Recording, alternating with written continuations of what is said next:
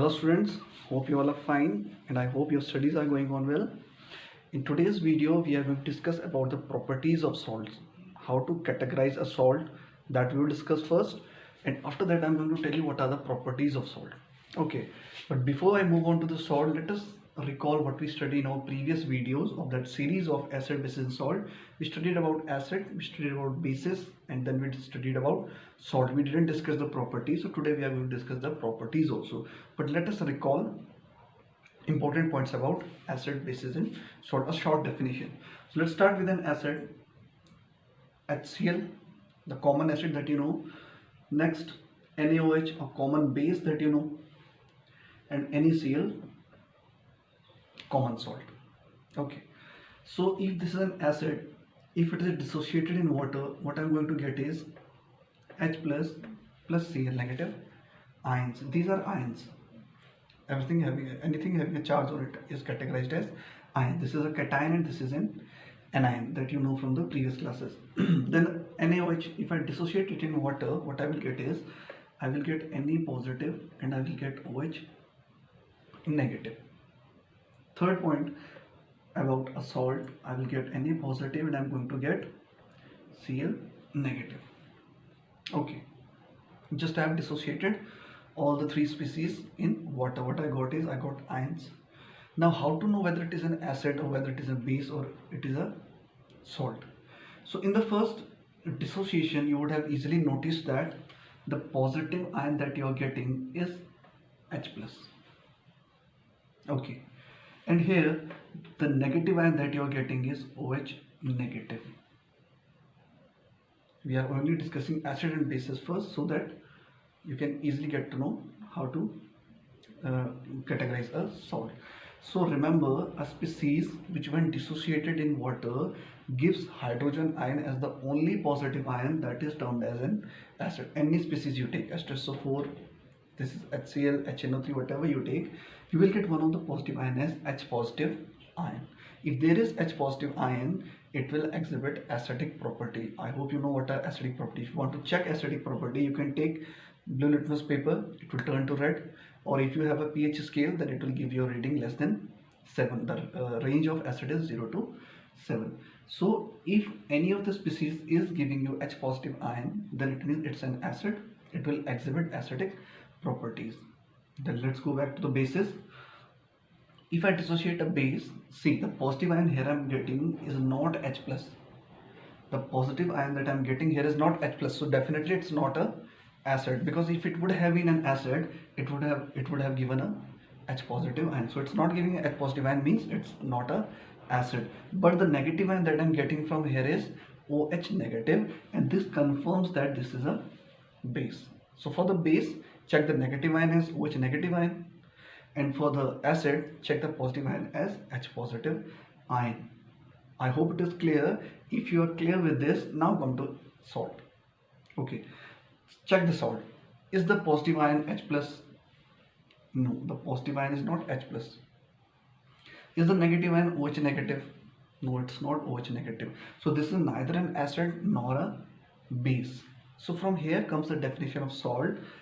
Any species, let's take the example of NaCl. Here we are talking about NaCl. Any species which when dissociated in water gives a positive ion. It can be any positive ion other than H positive ion. If it's other than H positive ion, and another condition is also there. Do not check only one condition. If you're applying only this condition and checking it's a salt or not, then you will get confused and you will give a wrong answer. It may happen that the positive ion is not H positive. It may happen that the negative ion is OH negative. Okay, so this condition is must, but another condition is also to be taken together with this. And negative ion other than OH negative. Hydroxide, this is called as hydroxide ion. Okay, so other than OH negative as well as other than H positive. If positive ion is other than H positive, as it is here, Na positive, and it should have a negative ion other than OH negative, here it's Cl negative, then it confirms that this given species is a salt. So this given species is a salt. Now you can frame your own examples for acids, for salts. check which of the species is not giving you H positive as well as OH negative, then it is categorized as salt. And from here you can confirm that why water is called as exhibiting amphoteric nature. Amphoteric is another kind of nature exhibited by species which show acidic as well as basic character. So why H2O is considered as amphoteric? Because if you dissociate H2O into ions, you will get H positive and you will get OH negative. Now from the definition of acids, you are getting a positive ion as H positive ion, so it will behave like an acid. But also you are getting a negative ion which is OH negative, and which you study in the definition of bases. It means it behaves like acid, it behaves like base, both. So such species are called as amphoteric. Okay, but our main focus right now is your salts. So salt are the species which gives you positive ion other than H positive and which gives you negative ion other than OH negative. If this condition is fulfilled, then you can say that this given species is a salt. Otherwise, if any of the positive ion is H positive, it's an acid. If any of the ion is OH negative, then it's base. And if both ions are present, then it will behave like an amphoteric. Then it is categorized as amphoteric in nature. Okay. So I hope it is clear. If you want to note, you can pause the video and make a note. Okay. Now let's go back to our main topic, properties of salt. So the first property of salt is non-volatile. Non-volatile nature. Salts are non-volatile in nature. What is non-volatile? These are the species which do not have a low boiling point, means they have a good boiling point, sufficient boiling point. It's not like your spirit and all. If you keep spirit in your hand, what happens? Just as you keep spirit in your hand, it takes away some heat from your body and gets evaporated. That is why you get a cooling sensation when it gets evaporated or when it gets changed into vapor form. But this is not like your spirit. It means it is not volatile in nature, and which is not volatile in nature are categorized as non-volatile. Non-volatile. Simply you can say that they will have high boiling point. Their boiling point is high, not like your kerosene and your spirit and all. Clear? Next point is the next property of salt is they are deliquescent. Deliquescent in nature, maybe, or they may be efflorescent in nature. If we talk about the phenomena, then it is called as deliquescency and this is called as efflorescency. But the material there is called as deliquescent material or deliquescent salt. You can say here we are talking about salt, so we can say that deliquescent salt, and here we can call it as efflorescent salt. So this is one of the properties of salt. And what is deliquescent? What are deliquescent materials? These are the materials which when exposed to the atmosphere adds water, or they adds the moisture. Moisture or water means according to the chemistry you have to add H2O. That's why I'm writing here water. Actually it's humidity or the moisture content that they absorb from the atmosphere. So deliquescent material are those materials which when exposed to the atmosphere absorbs humidity or absorbs water and it enters into their loose combination. Loose combination means, suppose I'm taking the example of copper sulfate. Clear? So some water will get added to this copper sulfate. Some water will get added, or simply I can write plus H2O, and it will get converted to hydrated copper sulfate. So this particular part which gets added, in chemistry it is called as water of crystallization. So water of crystallization is the amount of water which gets added to the loose combinations. Clear? The loose combination here is copper sulfate. So they will have a loose combination means easily it gets added and easily it can also be separated. That's why the word written there is loose combination. The combination is not that much, it don't have that much strength. It's a loose combination, and that loose combination is called as water of crystallization. For example, if copper sulfate gets exposed to the atmosphere, it gets converted to copper sulfate dot 5H2O. So here I can say that the number of water crystallization here is 5. 5 water molecules got added, 5s2. In the same way, let's take another example, washing soda. If you take washing soda, Na2CO3, so when it is exposed to atmosphere, it will also add water and it will get converted to Na2CO3.10s2. This is your washing soda. So there are 10 molecules, or I can say water crystallization here is 10. Clear? 10 molecules got added here, 5 molecules got added. This is called as blue vitriol and this is called as washing soda. So deliquescent material, this is a property shown by salt. So here I will give you definition according to salt. Deliquescent salt are those salts which when exposed to the atmosphere adds moisture to that compound, whatever that compound is. The moisture gets added to that material. Here the material is copper sulfate. So copper sulfate when exposed to atmosphere absorbs 5 molecules of water. I hope it is clear. You can give definition according to material also and according to salt also. If I give according to material, then it's deliquescent material absorbs water of crystallization. I told you this loose combination is called as water of crystallization. Okay. Sometimes the question comes on water of crystallization also, that what do you mean by water of crystallization? So that is the loose combination of water which gets added to a salt here. That is water of crystallization. So here I will call it as, now how to name it? This is your anhydrous. This is your anhydrous copper sulfate. How to name it? Anhydrous copper sulfate, because right now it doesn't have any water content associated with it, but now it's copper sulfate dot 5s2o. So here I will name it as hydrated. Now it's having water content, so hydrated copper sulfate. In this way also you can name it. If it is good if you know their name, you know their chemical name, or you know their tribal names, the common names, just like washing soda, blue vitriol, that is also okay.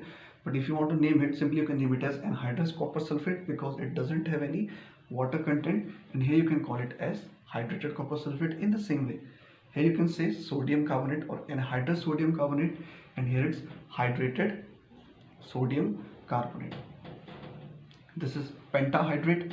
For 5 we use penta, for 10 we use deca. So you can name it in that way, like sodium carbonate with decahydrate or decahydrated sodium carbonate. There are various ways to name it. Decahydrated sodium carbonate, pentahydrated copper sulfate. There are various ways to name in chemistry. Whatever you like best, in that way you can name it. So this was all about deliquescent nature of salts. Now we are going to discuss about efflorescent nature. The phenomena is called as efflorescency, and the material, if you name it, you call it as efflorescent material. Now what are efflorescent material? Same condition. If they get exposed to the atmosphere, they lose their loose water combination which was added to it. For example, copper sulfate dot 5s2. As I told you, this is a loose combination of water. Water of crystallization is a loose combination. Here the water of crystallization is 5. Simply examiner can give you a question and then he will ask you what is the water of crystallization here. So there is 5 water of crystallization associated with copper sulfate. So copper sulfate dot 5s2 when exposed to atmosphere will lose this 5s2. Clear? And such type of substance are called as efflorescent substance. Do not get confused, they are the same example we are using here. It depends on the temperature, it depends on the humidity. If humidity is more, definitely you will get this question that we are using the same salt for deliquescent also and for efflorescent also. If the humidity content is more, then there are chances to absorb moisture. If humidity is less, means the temperature is high, then they will lose their loose combination of water. So do not get confused with it. It depends on the temperature outside, clear, or humidity outside. If humidity is more, then deliquescent nature, they will absorb moisture. And if humidity is very less, or we can say it's a very sunny day, high temperature, then they will show efflorescent nature. So do not get confused with that. So copper sulfate dot 5s2 will lose 5 molecules of water, minus 5s2. Now this hydrated copper sulfate will get changed to anhydrous copper sulfate, means CuSO4. So in this way you can write the equation CuSO4 plus 5s2. This is loosed part. Now hydrated got converted to anhydrous. Clear? So these substances which when exposed to atmosphere lose combination of water, or we can say they lose their water of crystallization to get converted to powder form. They get converted to a powdered form. Clear? So this is your efflorescent nature. So the main parts that we discussed here about salt is that we discussed about acid, bases, and what is the definition of salt, how to define a salt on the basis of ions we can define it, and what is deliquescent nature.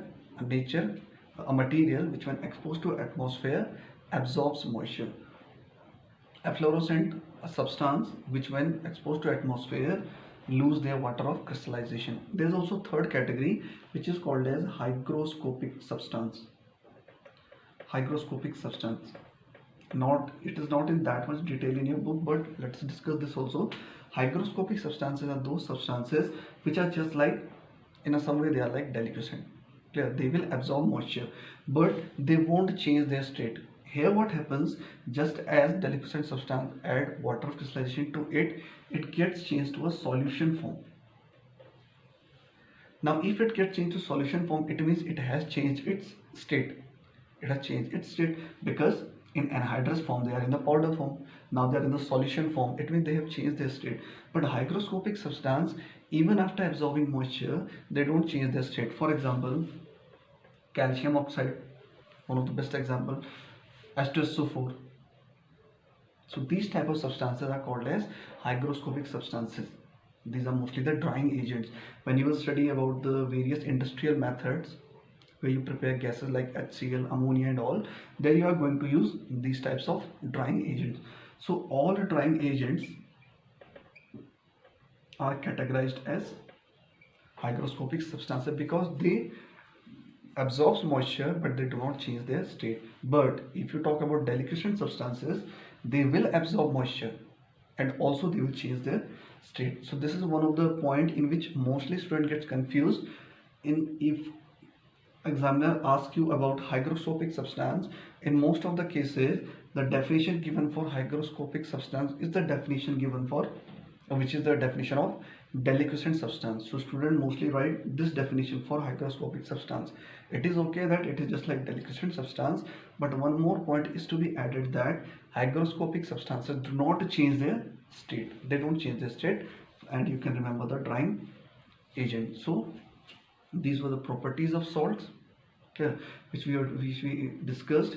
Sorry, I left one of the property. One of the important property of salt is they show when the salt is formed, any of the salt is formed, how it is formed. This is to be remembered. This is one of the point that we missed. They are always formed by electrovalent bonding.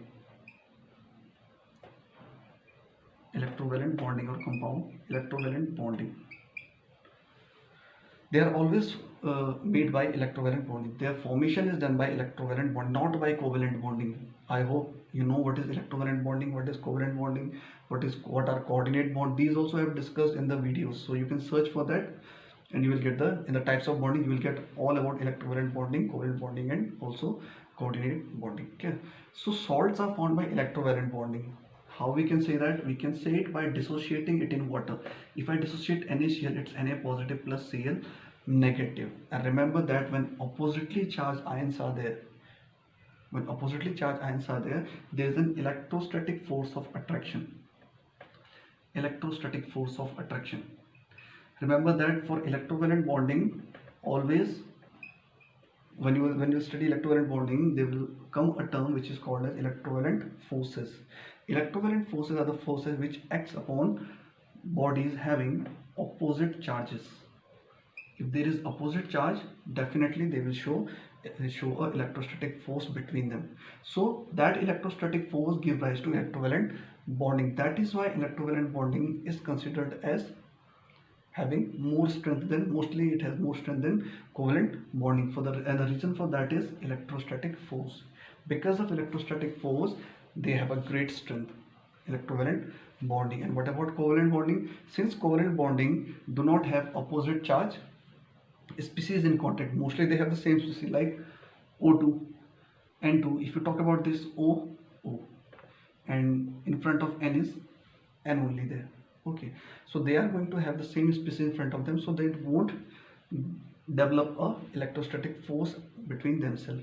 No chances of equivalent electrostatic force. Since there is no electrostatic force, so covalent forces, the forces that exist between covalent bonding, is less than electrovalent forces. So covalent bond strength is less than electrovalent bond strength, and electrovalent bond is also known as ionic bond. Do not get confused with that. Same term, ionic bonding or electrovalent bonding, both are the same things. Okay, so Na positive, Cl negative. Since the formation of salt takes place because of two oppositely charged species, so they develop electrostatic force of attraction between the two species, and because of that they always go for electrovalent bonding. So in one word question can come that salt shows dash type of bonding, it's electrovalent bonding. Okay, and when electrovalent bonding is there, definitely they will have high boiling point. Why? Because the strength is more. So for breaking this strength, you need more temperature. More temperature means high boiling point. That is why the first point that we discussed was non-volatile. From this you can conclude this also. Since they have high boiling point because of electrostatic force of attraction, so they are non-volatile in nature. Okay, so let us conclude the video. What are the points that we discussed in this video? First of all, we discussed about acid, bases and salt. We didn't discuss it in detail because I already told you I have made a video on that. If you want, you can watch it. So we discussed about acid, base and salt. We discussed how to define a salt. How to define a salt we have discussed here on the basis of ions. Then we discussed about the properties of salt. The first property that we discussed was non-volatile nature, that salt has a non-volatile nature. Then we discussed about deliquescent nature. Deliquescent nature. See, do not get confused that what do you mean by deliquescent nature. Sometimes the question may be, what do you mean by deliquescency? Question can be like this also. So if they talk about material, then it will exhibit a nature which is called as deliquescent nature, and that phenomena is termed as deliquescency. Both are the same thing. Here you have to add a word material, and if you are talking about the phenomena, then you will talk about deliquescency. Clear? Then we discussed about efflorescency. Efflorescency or efflorescent nature. Again, efflorescent nature means you have to talk about a particular example or that particular material. Last we discussed about hygroscopic nature. Among these we discussed hygroscopic nature at last. Then we discussed type of bonding, and the answer for this was electrovalent bonding. The type of bonding that exists between salt is electrovalent bonding, and they have a high boiling point. I gave you the reason. High boiling point is because of electrostatic force of attraction, because they exhibit electrovalent bonding. So I hope all these points are clear to you, which you should know. If you are studying the topic salt, you should know at least these things, because these are the basic things associated with salt. So these many points should be very clear to you, so that you can score good marks in examinations. Okay, so I hope all these points are clear. Then in the next video we will come with a new topic. So till then, keep growing, keep studying. Thank you.